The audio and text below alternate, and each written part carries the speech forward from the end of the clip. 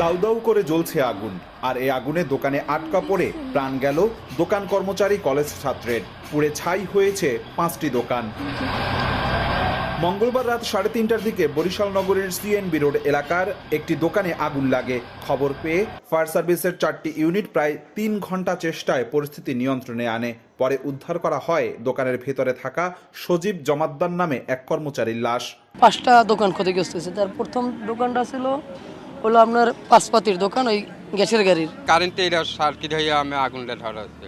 নিহতের স্বজনরা জানান, সজীব জমাদ্দার বরিশালের ইনফা পলিটেকনিক ইনস্টিটিউটের ইলেকট্রনিক বিভাগের 5ম বর্ষের ছাত্র। ওই দোকানে কাজ করে সে পড়াশোনার খরচ চালাতো, পাশাপাশি রাতে সে দোকানেই ঘুমাতো। আই তো দেখি যে নাই, ওখানে জানছি যে পোলা একাল পুরি কল হয়ে গেছে।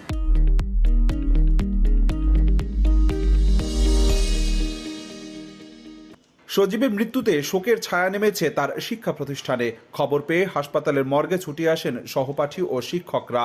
দোকানে কাজ করতো, এটা আমরা আগে থেকেই জানতাম যে দোকানে কাজ করে। আর্থিক অবস্থা খারাপ ছিল, ছাত্র হিসেবে ভালো ছিল, সবার সাথে মানে কোন সব শিক্ষকদের সাথে তার খুব একটা ভালো সম্পর্ক ছিল। এই ঘটনায় আমি নিজেও বিশ্বাস করতে পারতেছি না যে আসলে এটা মানে এত অনাকাঙ্ক্ষিত ঘটনা আসলে কেমনে ঘটলো।